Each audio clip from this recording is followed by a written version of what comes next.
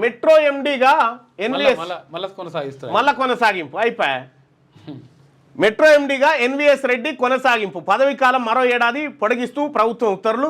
Retired అధికారులను ఇటీవల తొలగించిన సర్కార్ మల్లాలను తీసుకుంటుంది. ఈయన ఎన్విఎస్ రావుగా ఉంటే మాత్రం రాకపోయేదేమో, ఎన్విఎస్ రెడ్డి కాబట్టి మళ్ళీ ఇచ్చిరు.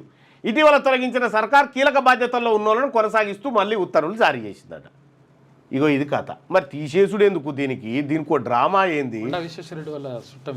ఎవరైతే ఏముంది అది కొండా విశ్వేశ్వరరెడ్డి. కొండా విశ్వేశ్వరరెడ్డి గారికి ఆ పేరు ఎట్లొచ్చిందో తెలుసా? విశ్వేశ్వరరెడ్డి అనే పేరు. కొండా విశ్వేశ్వరరెడ్డి గారికి ఆ పేరు ఎట్లొచ్చిందంటే 1908లో హైదరాబాద్ మూసీ నదిలో ఫ్లడ్స్ వచ్చినాయి. ఫ్లడ్స్ వచ్చి అనేక మంది చచ్చిపోయారు, అనేక జనావాసాలన్నీ మునిగిపోయినాయి. మునిగిపోతే అప్పుడు నిజాం ఏం చేసిందంటే మోక్షంగుండ విశ్వేశ్వరయ్యని పట్టుకొచ్చింది.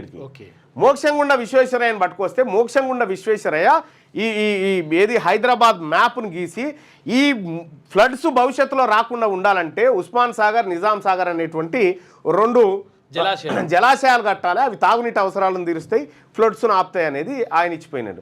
అంత గొప్ప ఇంజనీర్ ఇక్కడికి వచ్చి ఆ డిజైన్లు ఇచ్చింది కాబట్టి ఆయన మనమడు ఆయనకు విశ్వేశ్వరయ్య అని పేరు పెట్టిండు.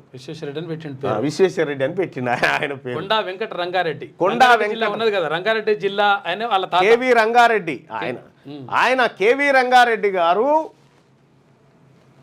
మొదటగా నా లెక్కన ఎమ్మెల్సీ ఆయన.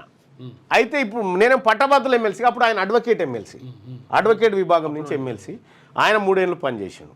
సరే అదేమున్నా కూడా పెద్ద మనిషి ఒప్పందంలో ఆయన కూడా ఉన్నాడు. విషయం ఏంటంటే అదొక భయంకరమైన స్టోరీ. మళ్ళీ పాజిటివ్ ఎంత ఉందో దాని వెనకాల నెగిటివ్ కూడా అంతే ఉంటుంది. అదొక నాడు మళ్ళీ చెప్పుకుందాంలే. ఈ రంగారెడ్డి జిల్లా పేరు ఉన్నది కదా, ఆ రంగారెడ్డి జిల్లా పేరు విశ్వేశ్వరరెడ్డి వాళ్ళ తాతనే ఆయన పేరు.